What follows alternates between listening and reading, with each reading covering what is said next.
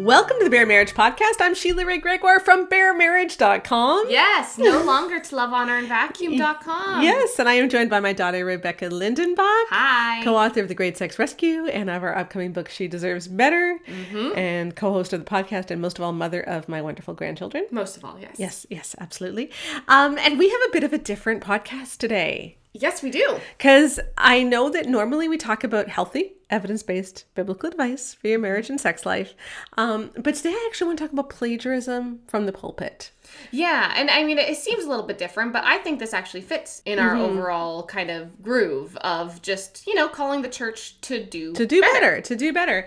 And so I want to tell you a little bit of a story of how this happened and how I learned about this. So a couple of weeks ago, I was involved in some conversations on Twitter about Josh Howerton. So Josh Howerton is the senior pastor at Lake Point Church, which is in Rockwall, Texas. It's got 6 different campuses. I think there's like tens and tens of thousands of people who go every weekend. So it's a very large megachurch, Southern Baptist megachurch.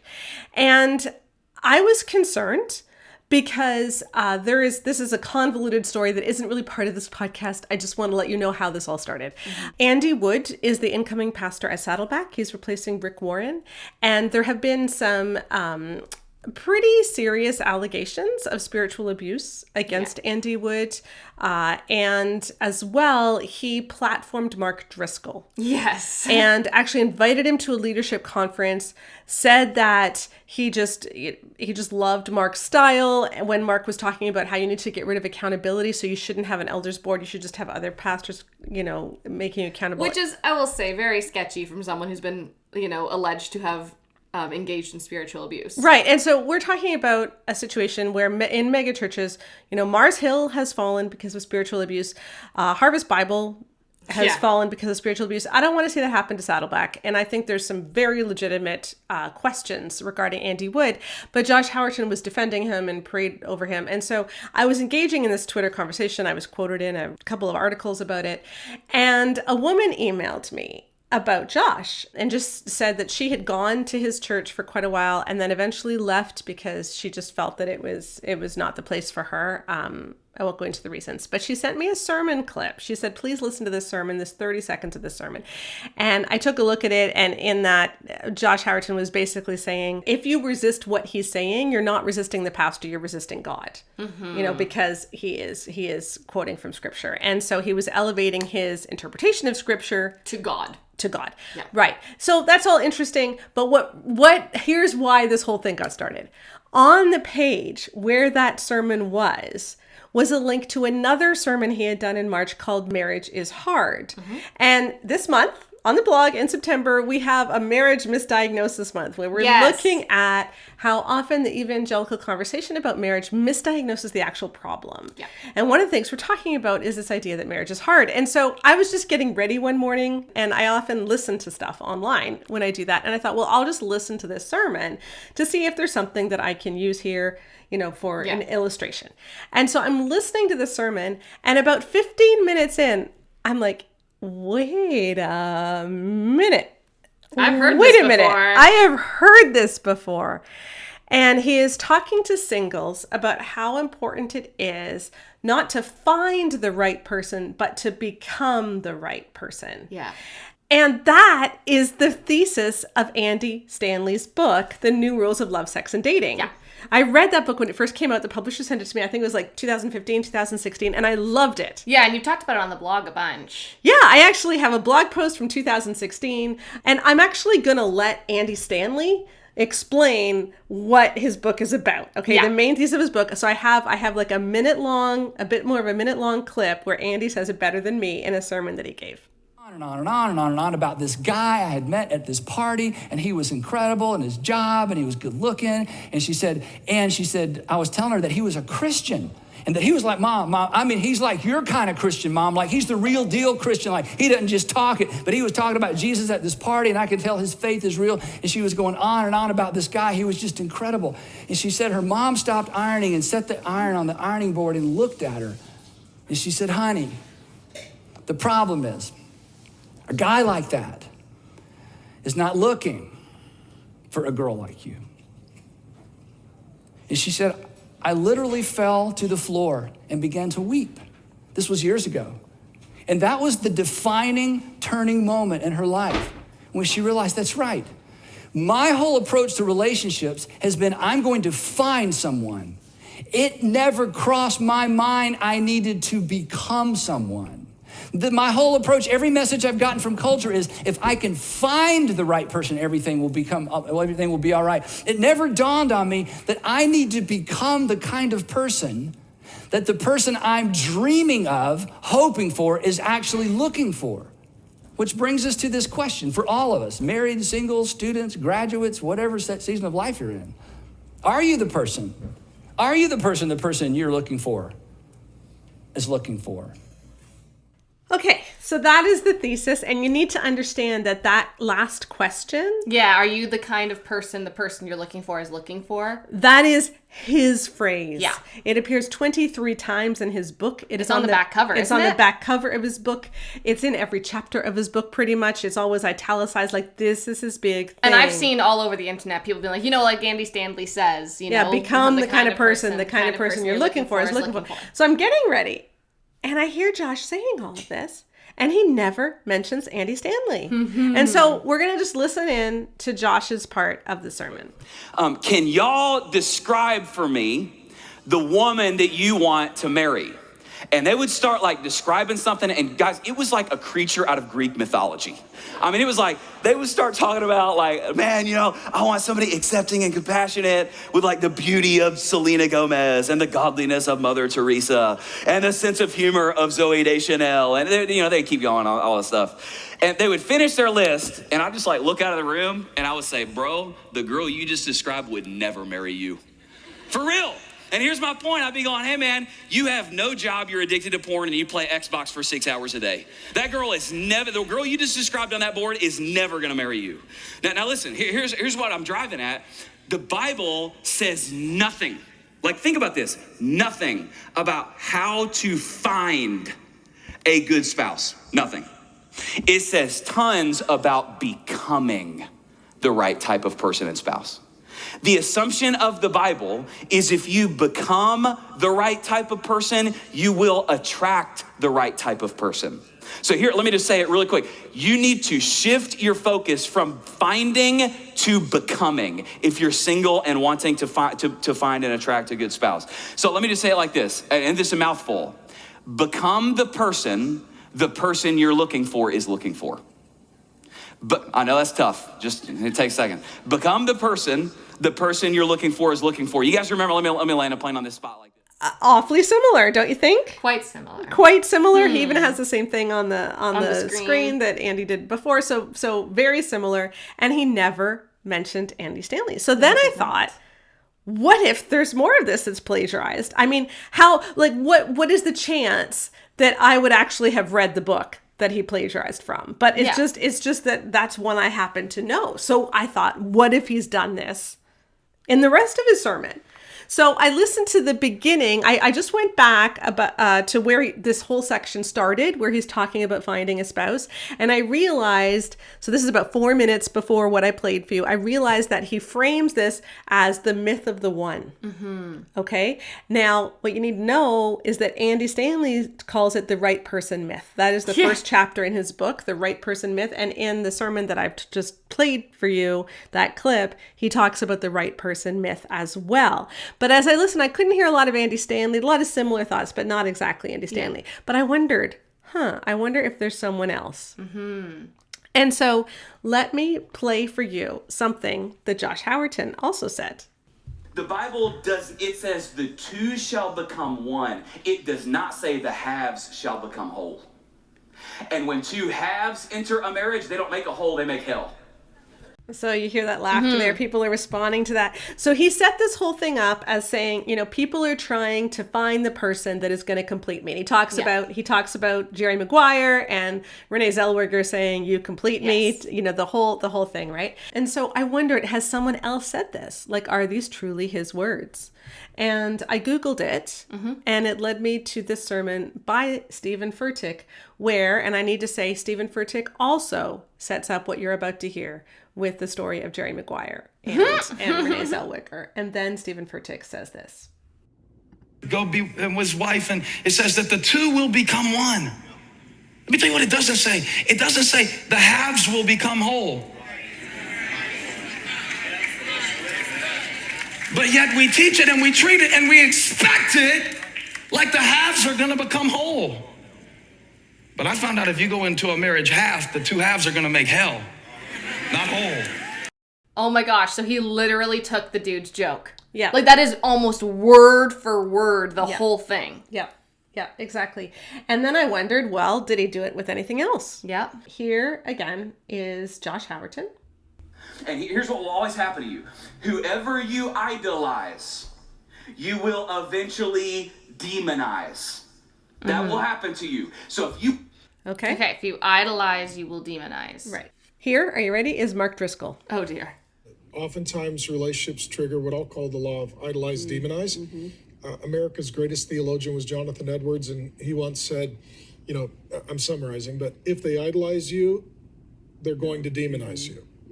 Now, I need to say, too, about Mark Driscoll, that this is something which he has said repeatedly for years. It's kind of his thing. There's multiple graphics. Well, I mean, he's also quoting Jonathan Edwards. Yeah, he is. But he's really made this his thing. He has a book where this is like his seventh law, the law of idolizing and demonizing. Yeah. There's multiple graphics. So you could go back a decade where you have Mark Driscoll saying, whatever you idolize, you will eventually demonize, etc. So in those exact words. And so he, again, is taking Mark Driscoll. Well, he's taking Mark Driscoll, quoting Jonathan Edwards, so he's taking from both of them. And I do want to say that Bare Marriage, we really, just to be very clear, as I do feel the need to clarify this, we don't endorse Jonathan Edwards as a theologian. No, just because he was a slaveholder. He was a slaveholder, so, and Mark Driscoll was spiritually abusive. So we're not saying that they're good guys. We're just saying that you still shouldn't steal even from bad guys. Yes, exactly. I don't have a video for this one. There was another pithy saying that he did use in this very few moments. He said, marriage does not create new problems in your life. It reveals the issues that were already there. Mm-hmm. That is something which Rick Warren has said repeatedly, and there are multiple graphics. So when you go back, and again, I only look, this is just 8 minutes of his sermon.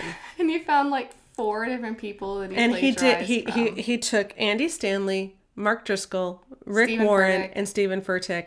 And he took their outlines, he took their words, and basically every pithy thing that he said was from somebody else.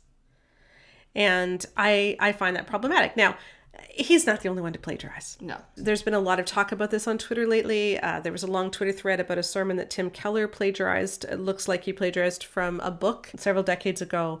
Then there's Warren Throckmorton has written a lot about how Mark Driscoll plagiarized Tim Keller. Yeah. Aaron New he's a counselor, has done some great work on how Tim Clinton has a lot of issues with plagiarism. It's been in the news about how Christine Caine plagiarized. So it's in books in the evangelical world, but it's also in sermons, and there's a lot of problems with pastors stealing entire sermons. Mm-hmm. And so I thought we could just talk about this on a broader level of, does this matter? Does this matter that a pastor is taking other people's work and making it sound like they're his own? Yeah, and obviously this is a little bit outside of our wheelhouse, and so we thought that we would talk to someone where it's very much in their wheelhouse. Yeah, so I have invited Scot McKnight on the podcast, and we will go to our interview with him now. Well, I am so happy to welcome back to the podcast Scot McKnight. He is an author. He writes amazing stuff. He's really active on social media, but he's also professor of New Testament at Northern Seminary and the author of an amazing book along with his daughter, A Church Called Tove, as well as many other books. But thank you, Scot, for being here. Well, Sheila, good to be with you again. And I'm looking forward to this conversation. Yeah, so I sent you all of the details about what our listeners have just seen and heard. And I would just love your take on it. What do you think is happening here? Well, it's always difficult not to examine something like this without seeing let's say the pastor's pattern of behavior, the preacher's pattern, the other authors, the blogger. I see this in different contexts because I'm a professor and we have very strict guidelines for plagiarism. I mean, very strict. And I'm also a gospel student, Synoptic Gospels. So listen to this one. is that we study how much Matthew and Luke took from Mark and a purported source called Q. And the rule in our world is if there are 5 identical words in a row, it's copying. Right? Now, they didn't have plagiarism rules in that day, although they did have ways of condemning people who did not use their sources properly. So I pay attention to this conversation, but I was stunned, let's say 25 years ago, maybe 30 years ago, when I was attending a church and the pastor of the church was accused of plagiarism. And I did not know this. I mean, this was our church. And I was told to read where he was getting his sermons. And he actually was using sermon sources, pre-existing sermons that he would write out by hand in his own little kind of way, paper, these little pieces of paper that he took into the pulpit. And he was using first-person illustrations from other people as his own. And I remember saying to his wife, it must have been an interesting experience. And her look to me was the oddest sort of look. And I thought, well, that was a different response. Well, then I'm told that he was doing this, and he says, and so I was the one asked to meet with him. So we met at a local restaurant, and he told me, he says, I was never taught that this was wrong. And I said, yes, you were, because you went to our seminary, and that is taught you're not to do. If you are going to use someone else's sermon, then you tell your congregation, because the congregation is paying you to preach sermons, not paying you to preach someone else's sermons. And so the assumption of the people in a church is that the sermon is yours unless you tell us. Yeah. And my experience with people who do this, I've talked about this, Sheila, on my blog numerous times.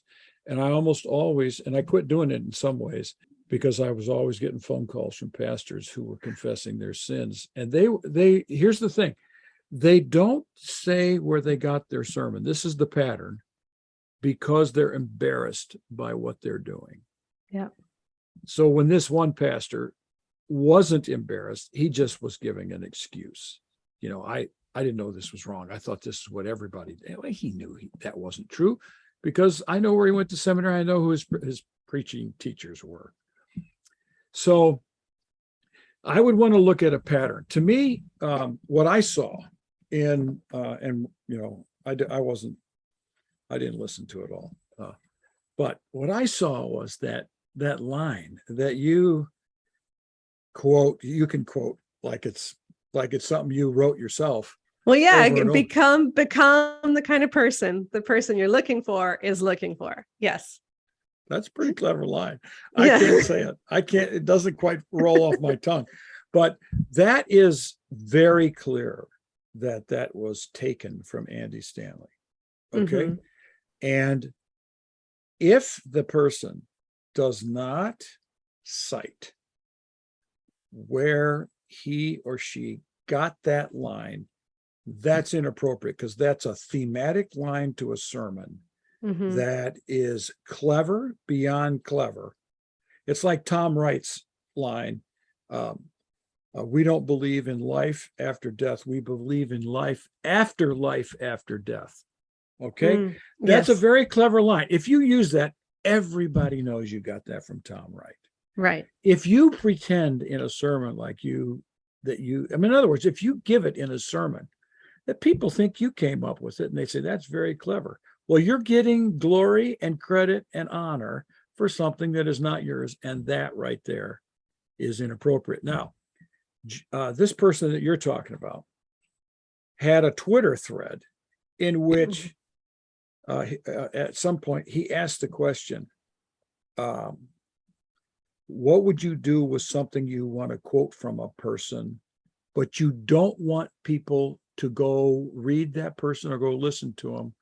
Well, that's an indication that you know what you're doing, and you're hiding from your congregation. To me, Sheila, That is paternalistic and patronizing, and it doesn't trust your congregation to be able to make its own judgments. I find that reprehensible. Yeah, because that's what he did. So 11 days before this sermon, he tweeted that tweet out where he said, here, let me read the exact tweet. How do you clarify in a sermon that a statement or idea didn't come from you when you got it from someone you don't want to attribute by name because it would come off as an endorsement and you don't want to point your people in their direction?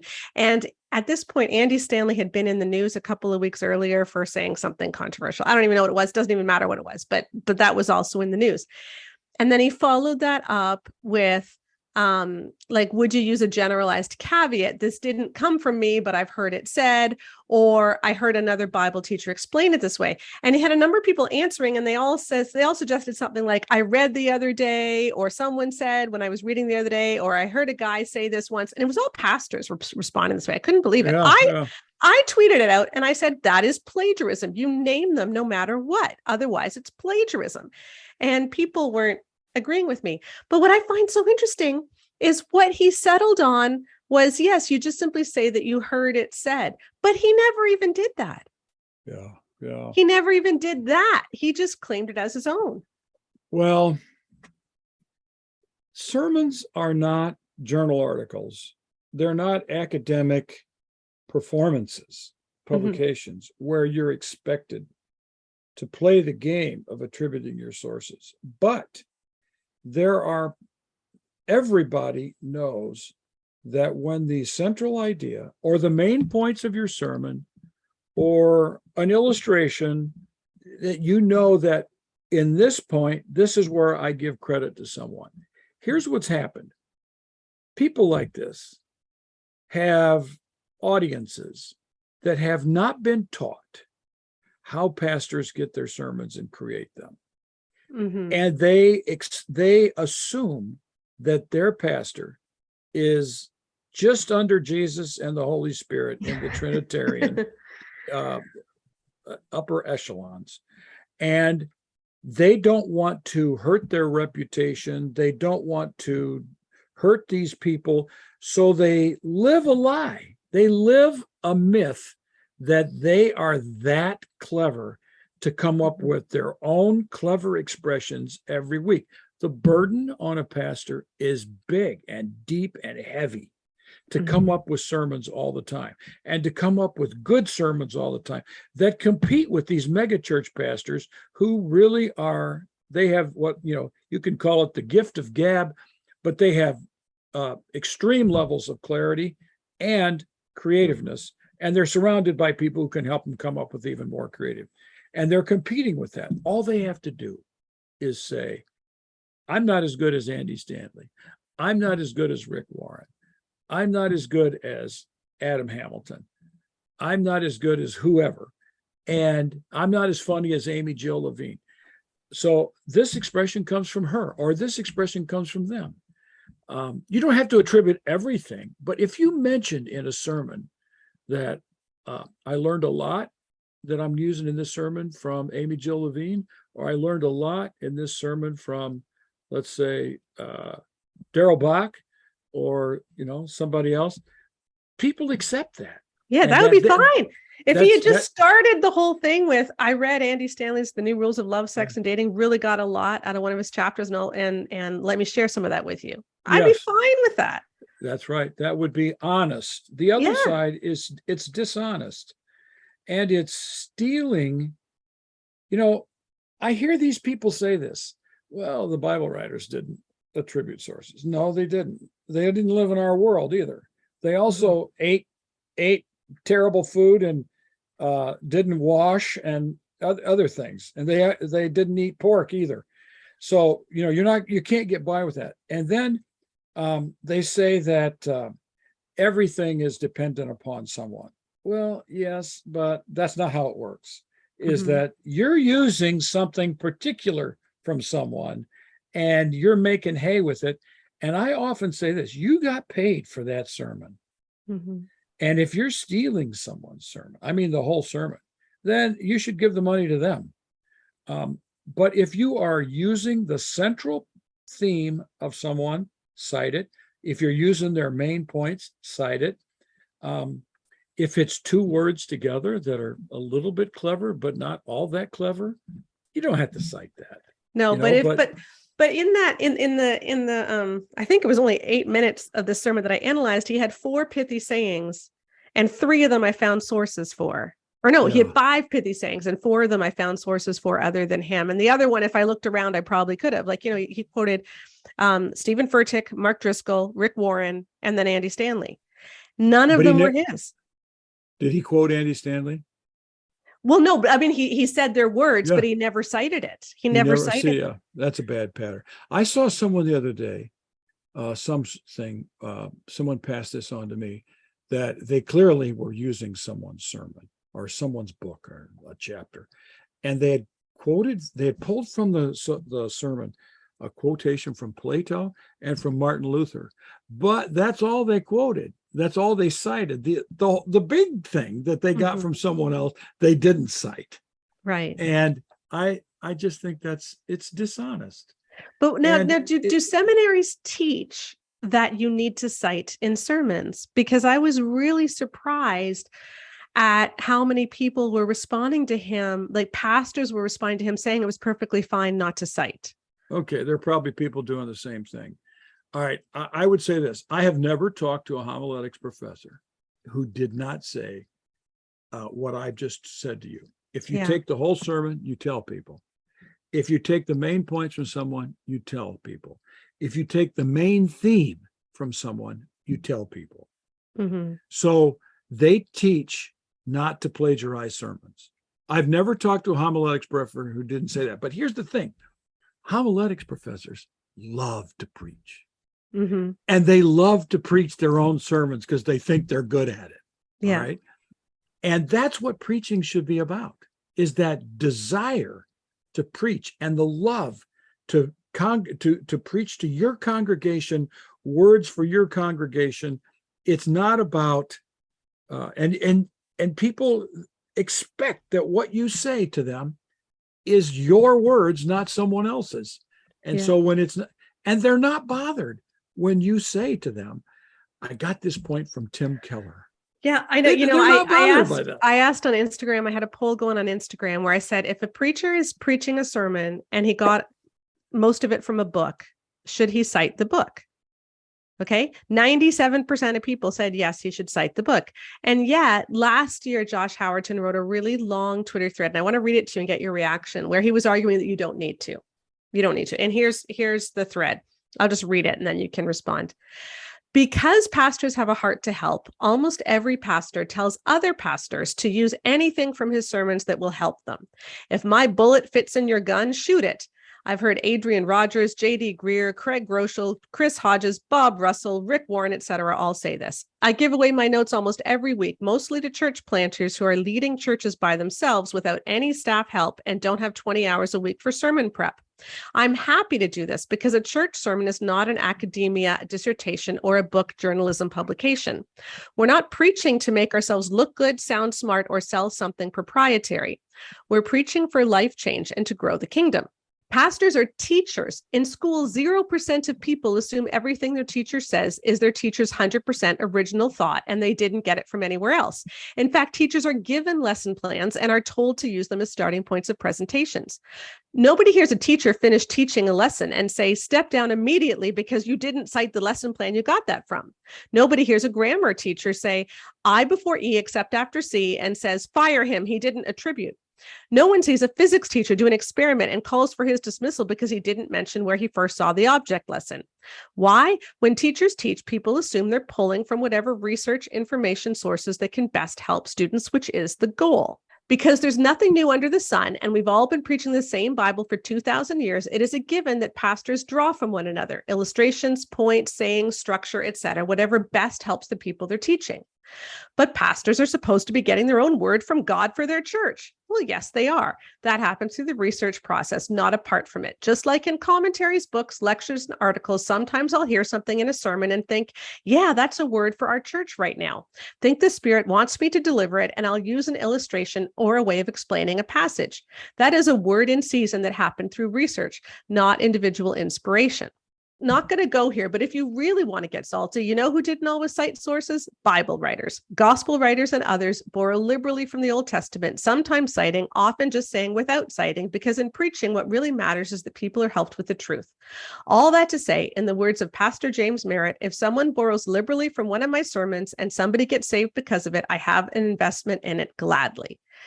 And then he posts an update. Hilarious. This thread has been up for 5 minutes and I already have 4 DMs from pastors saying, thank you. I don't want to get yelled at, but I totally agree. Yeah, I read that. I think that's to me, this is largely a rationalization for a practice that he has accepted for himself. Mm-hmm. And I think he's covering a lot of ground with words that need some nuance.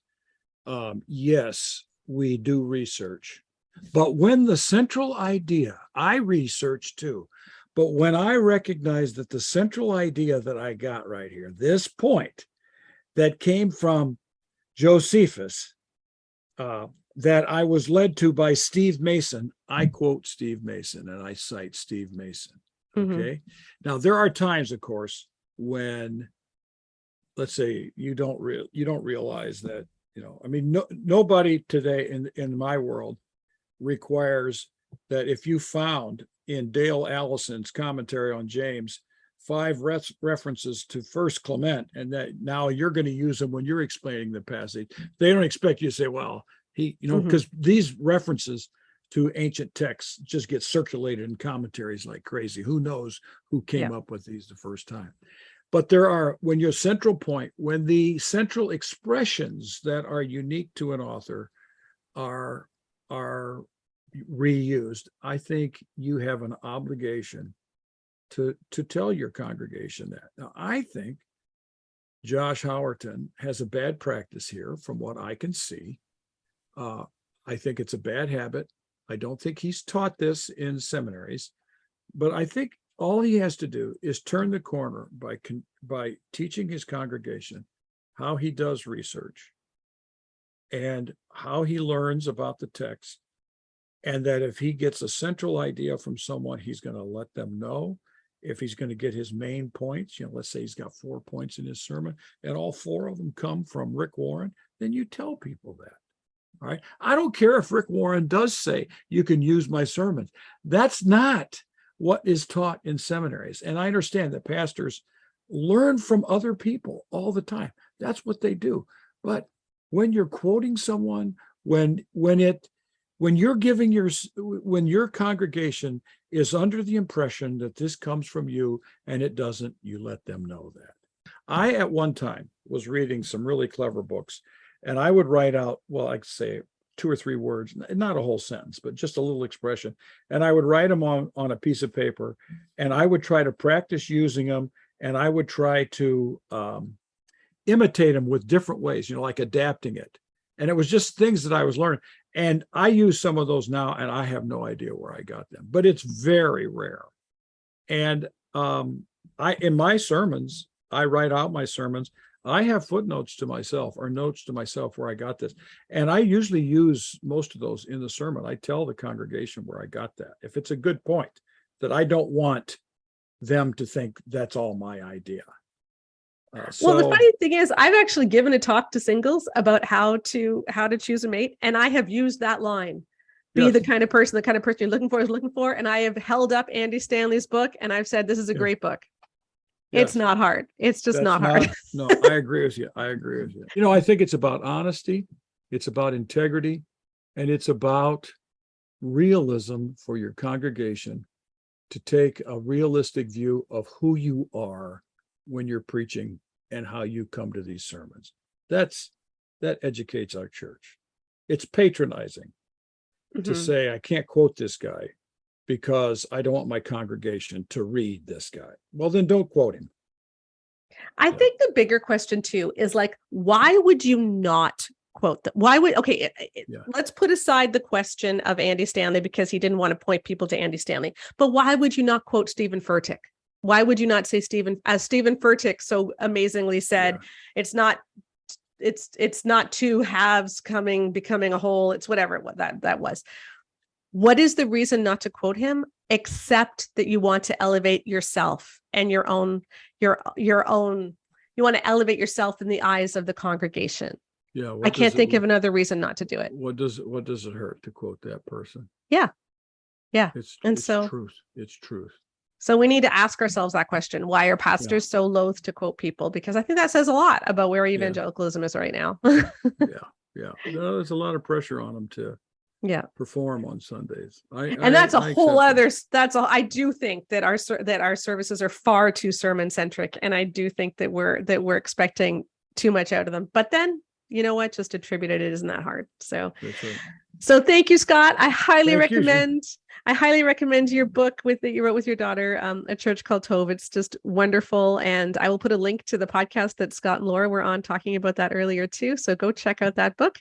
And any other books you want to plug or anything you want to tell people about? Oh, that's okay. I got these little everyday Bible studies that I'm doing for Zondervan or Harper Christian Resources. I have one on James and Galatians, and just finished one on John that's coming out, Philippians and the Thessalonians. Love for Book of Acts, love for people to start reading their Bible with these little study guides. Awesome. I'll put a link to those too. Well, thank you, Scott, for your time. Really appreciate it. Thank you. All right. Bye-bye, Sheila. I think it's great having a professor come in and say definitively, this is not what pastors are taught to do. Yeah, or at least not at his school. Yeah, they're taught not to do this. This is not ethical. This isn't. And it's not even necessary. I know, this is what I can't understand. The thing is, it doesn't matter. I was talking to Katie, who edits this podcast, your sister, my daughter, my other daughter, my lovely, yes, I hate calling her my other daughter. The other daughter. Yes. I love you, Katie. Yes. And we were talking about this subject as we were preparing for this podcast, and she was telling me her pastor just completed a sermon series on a book that he read. And he started it by saying, look, I want to introduce you to people who are way smarter than I am. And I read this book. I got so much out of it. I was so excited about it. And I really want to share it with you. Yeah. And he was so upfront about it. And everyone loved the series. And they were like, thank you for introducing me to that book. And it was just great. Well, and also, frankly, that gives you a lot more respect for the pastor. I know. Because he's just, being well-read is a good thing. I know. If this is a guy who takes his job really seriously and is doing research and is, doing the work to make sure that he's up to date on, the latest stuff, and he's looking for interesting things to help his congregation wrestle with difficult topics, that cannot backfire. No, I think it's great. I remember once we were at family camp when you guys were much younger, and they would take the kids off to play, and the adults would have devotions in the morning. And the speaker that week, so he was giving 5 different talks. The speaker actually was walking us through Henry Nouwen's book, The Return of the Prodigal Son. One of my favorite books. And it was just an incredible week. We all knew he was walking through the book. He had extra copies of the book for us to buy if we wanted, but he just said, this made such a profound impact on me, and I want to share it with you. Yeah. And nobody minded. Nobody said, well, you didn't think of that yourself. You should have written your own book for this book study. Nobody minds. No. And this is what I can't quite understand, is because, he wrote that whole thread on why it's okay to plagiarize, but he never explained why you would want to. That's the thing, because they can't explain why they want to, because it doesn't look very good for them. And even more than that, in that tweet that he had right before this sermon, where he said, how do I quote someone without quoting them if I don't want to send people there? The conclusion was that he was going to just say, well, I read it somewhere once. But he didn't even do that. But also, I'm going to be honest. If you're quoting someone who you don't want to send people to, maybe don't quote them. If there's a point, there's some level where, for example, there's often psychologists who have really great stuff on one thing, but then they're super weird on something else because they're coming at it from a very 20 stories above the ground, looking down, not thinking about how it affects the individual. But there's a lot of stuff we deal with that, and especially in parenting stuff, where it's hey, they have some really cool stuff on this, but their take on this is a little not great for the average parent, right? Yeah. That's one thing. But when you're talking about spiritual development and you're quoting other pastors and theologians and stuff, why would you be taking your theological teaching from someone who is spiritually abusive, who isn't healthy, who isn't, and if you're finding that someone is very spiritually beneficial and really seems to understand the gospel, but you just don't agree with them theologically on one thing, then either question why you don't agree with them on that thing. Yeah. Or just say, yeah, we disagree on infant baptism. Right. Either it's not an issue or it is. And if it is an issue, then why are you taking spiritual advice from them? Yeah. That's what I'm saying. Yeah. And in fact, if you're worried about pointing them to someone that you think could be harmful in a broader sense, then taking that opportunity to tell your congregation, hey, I really like what they say about A. We do need to be careful of what they say about B. That actually helps your congregation. It actually teaches discernment. Like, hey, this guy's got some great stuff on forgiveness. I actually really don't like what he says about marriage, so I wouldn't advise going out and reading his stuff. Yeah. But this quote from him is fantastic, and I think perfectly exemplifies this point. Like, that's perfectly fine. You're actually then modeling to your congregation how to have discernment and how to stand up against false teachings. Yeah. So there's absolutely no problem with quoting people in that sense. Like, I don't have a clue what he has against Andy Stanley. I understand what he has against Mark Driscoll. Yeah, but I don't know what he has against Rick Warren or Stephen Furtick either. Yeah. Like, I don't know why he wouldn't quote these people unless there's something else going on. That's what I actually wonder if it's happening. Because let's just think about church for a minute. Okay. Now, I agree that asking pastors to come up with a unique 40-minute sermon every week is a lot. And that's why both of us are in churches now that don't do that have a different model of service. Yeah. And I'm finding that so much better because I never really liked sitting through 40-minute sermons anyway. Well, and I mean, you're a public speaker. Both of us done public speaking work. We know how hard it is to come up with a talk. Yeah. And so I do really, really feel for pastors here. Yeah. But a pastor like the one at Katie's church, okay? Yes, he has to come up with a sermon, but he is so focused. And I really like this pastor, so just a shout out for this pastor. He is so focused on building community. Yeah. That is his big thing. It's a medium-sized church in a small town, and it's really growing with young families, and he's just trying to focus on building community for people who really need it.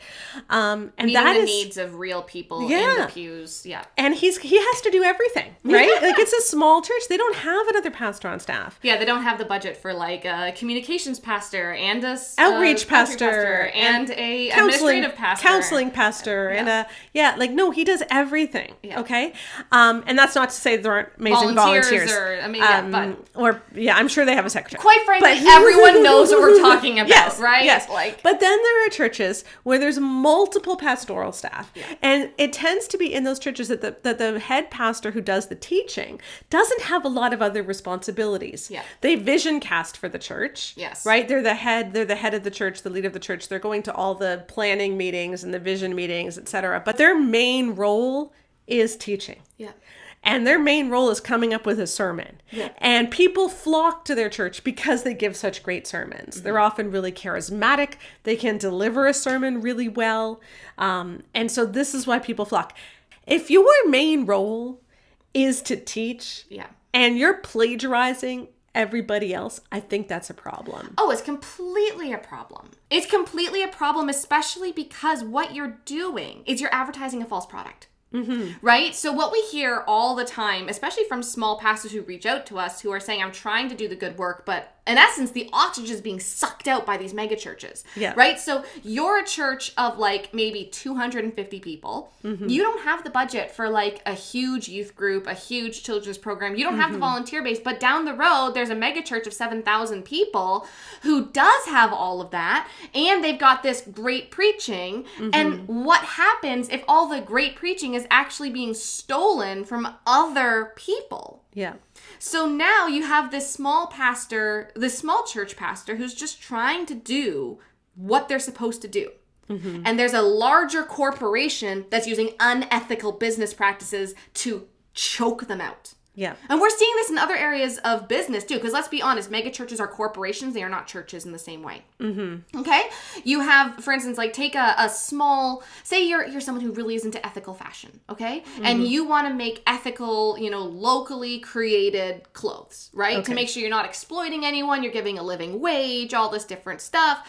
But then you have like big box stores or these huge retailers that will exploit workers in other countries, even children and child labor, to be able to offer clothing that's completely unethically made at like a fraction of the price. So the people who, you know, are shopping, it's not even really a choice. It's just so much cheaper. Yeah. And so, we know people need cheap stuff. And we're not trying to say that you shouldn't be able to get cheap stuff. It's just when the cheap stuff comes, it sucks all the oxygen. This is the problem, is then there's no way for the ethical people to do their job. Mm-hmm. And that's what really bothers me in the church, is we should not be stealing sermons if literally what you're advertising yourself as is being a good preacher. Yeah, and again, because, and here's what it comes down to. If you were to listen to that 9 minutes, 8 minutes, whatever it was, of Josh Howerton's sermon, and probably the rest of it, every pithy thing that he said was from somebody else. Mm-hmm. Yeah, all like the filler stuff was him. But basically every pithy... Now, I have a couple of pithy things that I say. And those things came because I wrestled with them. Yeah. Like one of the phrases we say a lot is Jesus didn't refuse to look at women. Yeah, he really saw women. Jesus chose to truly see women. And that's because we had worked so hard at trying to crystallize our message. We had wrestled with this. We had written the manuscript. We had thought about it. We had talked it through. We had gone on walks. And then we were finally able to crystallize it into something that really explains it. Your dad has one. The objectification of women and male sexuality are not one and the same thing. Yeah. You know, and that's something that he says a lot. And that's only because we've wrestled with them. So when you have pithy sayings, the thing that you're communicating to people is, I have wrestled with this. Mm-hmm. I have really thought about this. I have grappled with this for so long that I was able to crystallize this into something. Because that's not easy to do. No, as I always said, when I was in university, I found 20-page papers way easier than like 5-page papers on research topics, because of the 20-page paper, you don't have to cut anything, right? A 5-page paper, you have to really understand what you're talking about, because you have to know what's important enough to make the cut. Yeah. It actually is way harder. Right. So if a pastor is filling his sermon with these pithy things that he did not say, that someone else said, he is giving the congregation the impression that I am very, very smart and insightful. And this is what freaks me out, because to me, this is just so similar to cult tactics. And I know that's a strong word, but bear with me, okay? So one of the founding principles of a cult is that you have a charismatic leader who is the harbinger of truth, right? So you have someone who is the one we all look to. Like, you know, there's a prophet, or it's someone who is a god, or someone who is sent from God, who speaks for God, that kind of thing. And the whole cult kind of hinges on this idea that this person has wisdom that others lack. Right. There is no one who knows more. Everything is filtered through this charismatic leader. And so, you know, when I see pastors unwilling to give their citations, to show where they learn things, it throws up red flags for me that this is someone who wants to be a charismatic leader. Now, I am not saying that they actively want to start a cult. No. That's not what I'm saying. But what I'm saying is that we already do know that when people are in power, the natural drive that we have is to get more power and to not lose it. And this is frankly why a lot of spiritual abuse ends up taking place, is because we don't recognize the red flags of when we switch from being a church to going towards more cult-like thinking. And this idea of a charismatic leader is one of them that I think we need to look for a lot more. When you have a leader who's not willing to give credit, or who just is lazy in doing that, or who purposely chooses these things that'll make them look really smart, even if it didn't come from them, that sounds to me like someone who wants to be seen as the harbinger of truth, who wants to take credibility without earning it, who wants to be seen as authoritative, who wants people to look at him and say, wow, that's so smart. I never would have thought of that. You know, he knows so much. He's so wise. You know, someone who wants to have that air of superiority, frankly. And that is a cult leader tactic. It's not a good pastor. No. And so what I really suggest for people like Josh is to make sure that being in these big mega church situations, you're going to have to actively fight to stay humble. And that's actually a point that Katelyn Beaty makes in her book, Celebrities for Jesus. We had Katelyn on the podcast last week talking about this, and I will put a link to that podcast. But that if you are in a position where you have a lot of fame, and she says fame is not bad. No. Okay, you know, people have fame. You need to fight against having celebrity. Yeah, and that's exactly it. When we're in this crisis time in evangelicalism, where spiritual abuse is rampant because we have not put checks and balances in for those in the highest level of authority, such as people like Josh, who run these mega churches, this is what happens. Where you have someone who accidentally, because I do genuinely believe that myself, this is my personal opinion, is that I think that Josh genuinely is just trying to be a good pastor.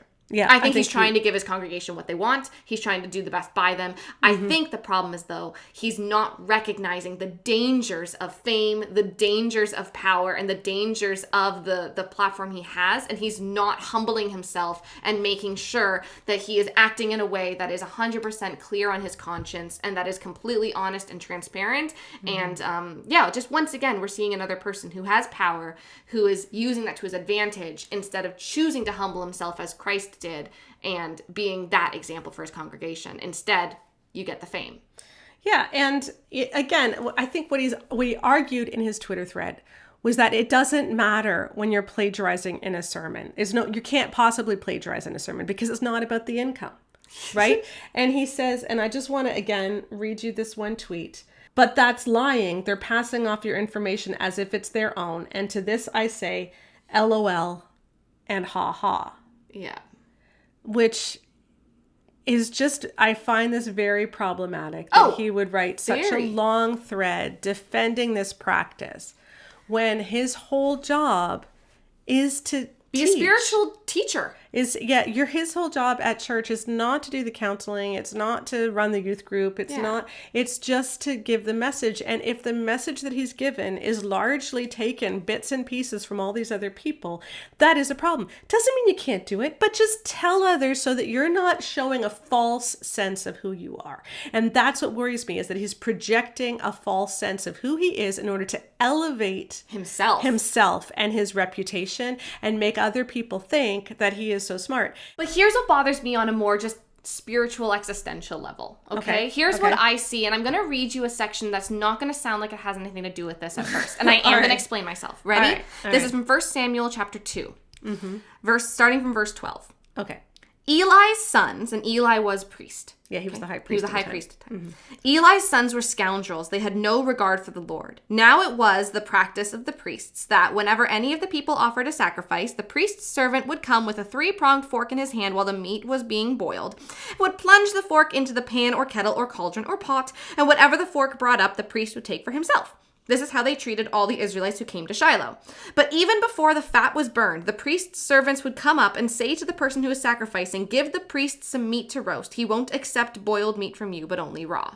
If the person said to him, "Let the fat be burned first, then take whatever you want," the servant would answer, "No, hand it over now. If you don't, I will take it by force." The sin of the young men was very great in the Lord's sight, for they were treating the Lord's offering with contempt.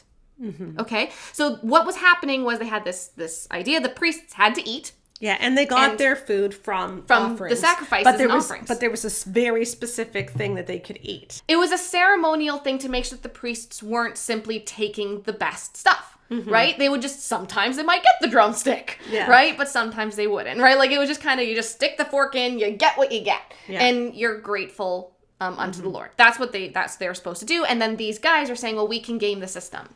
Right? We can make sure that we get the best. We get the first fruits. We get whatever we want because no one can stop us, in essence. They use their power as spiritual leaders and their status within the priesthood to be able to boss around everyone else and take what they wanted. And so people would come to make their sacrifices to God, and they would take the best for themselves. Right. And that is treating the Lord's offering with contempt. Here's my problem. Okay, and I want to first of all say this and say what I'm not saying. Okay, when you look at the average income of pastors in the U.S., the average income is a pretty decent income. Okay, it genuinely is. But that's the average. That is not the mode.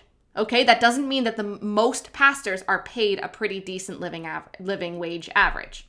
A lot of pastors are barely scraping by. Yeah. And then there's a lot of pastors at mega churches that are making more than enough. Yeah. There's a lot of pastors who are living on practically minimum wage, okay? Yeah. And then there's a lot of pastors who have $5,000 watches. Yes. And when you are a pastor like Josh Howerton... We don't know what kind of watch he wears. Or no, anything. we don't. We're not what making I'm saying commentary on that. When you are at a church who is getting so much money from people, so much money. I have looked at pictures of the campuses of the churches, the Lake Point churches, so much money. And you use your salary that you are given from people who are giving money to God. Your salary is coming from people giving money to God. Yeah. And your salary is to do one thing. And you lie about it. Yeah. Whatever you want to call it. Whatever you want to use to rationalize away the fact that you won't cite your sources because it makes you look smarter. Because it makes you look like you have all these pithy statements. When you are using God's money to fund your dishonesty, that is being the sons of Eli. You are taking God's offering and treating it with contempt. When you are doing a job paid for, again, by money given to God, and you do so with less integrity than what is expected of 18-year-olds in secular universities where they don't argue with it. They're like, heck yeah, I wouldn't want to steal. I wouldn't want to plagiarize. Of course I need to cite my references.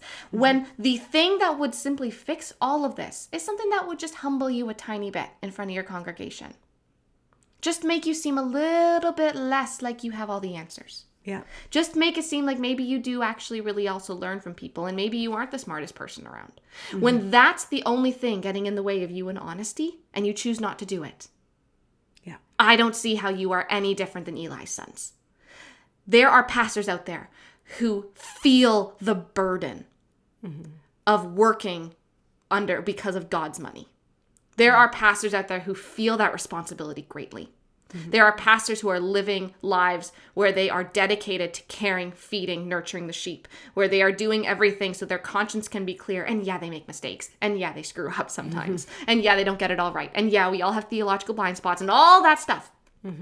But there are people who feel the weight of it. And then there's this. And then there's this, where they have millions of dollars going into their churches. They have their throne. It literally looks like a throne, by the way. When you watch the videos, he literally is like on a pedestal. Like they have their throne. They have their kingdom. They have their power. Yeah. And they say, I will take it if you don't give it to me. Because that's what they do. That's what they do. Yeah. And then they laugh about it. Yeah. To that I say, LOL and haha. Yeah. That's the level that they take it seriously. So, you know, I didn't look through the rest of Josh Howerton's sermon. You know, if you go to his church, I would just challenge you to take the pithy sayings that he said last week and just put them through Google. I was going to say, everyone has their phones in the middle of the sermon. Yeah. Just Google it. And maybe you're not at Josh Howerton's church, but you're at someone else's church and you're just curious. Just take the pithy sayings that your pastor is saying and put them through Google and find out, yeah, you know what, this is actually being plagiarized, because we need to expect more. Yeah. If the church is redefining integrity so that it doesn't actually mean integrity, if we're redefining lying if lying means one thing for you and one thing for me, then, and if integrity means one thing for you and one thing for me, we've lost the plot. We've lost the plot, you know? And we need to get back to it, because this is one of the reasons that the evangelical church is really sick right now, is that we have a problem with power. We have a problem with celebrity. And we need to start taking this seriously. We need to stop treating the offerings of God with contempt. Yeah. Yeah. Amen. So a little bit of a different podcast, not our usual stuff. Yeah. But I think this is a big problem in the church. And I just encourage everybody to take a look at it in your own church. And I hope that your pastor does things the way Katie's pastor does. Because that is the way to honor God. And that is the way to build up a church where it's based on community and being part of the community rather than being above. And that's really important. We don't need charismatic leaders. We don't need charismatic leaders. No. We don't need harbingers of truth. No. We have Jesus. We just need people. We need people to love. Community. And community. Okay, so that was it. I will put the links to all of this again in the podcast notes so you can see everything for yourself and judge for yourself. And I will also put the links to other threads of people who are plagiarizing. You know, I'm very unlikely to do anything else about this. So if you find that your pastor has plagiarized, please don't send it to us, frankly. Unless it's someone really, really huge that we call out, but do something about it. Put it on social media. I can't do anything else. If it's your pastor, you have the connections. Yeah, talk to him. But do something with it. Raise it with your church and just ask, is this really the level of integrity that we want? So thank you for joining us on the Bare Marriage Podcast. Next week, we will start our marriage misdiagnosis series where we will take a look at, is the way that we talk about marriage in the evangelical church actually making it harder than it needs to be? And are we diagnosing the wrong problem? Yes. So I'm excited about that. That's been happening on the blog. So go check out the blog posts at baremarriage.com and join us next week as we dive into that. Thanks. Bye. Bye-bye.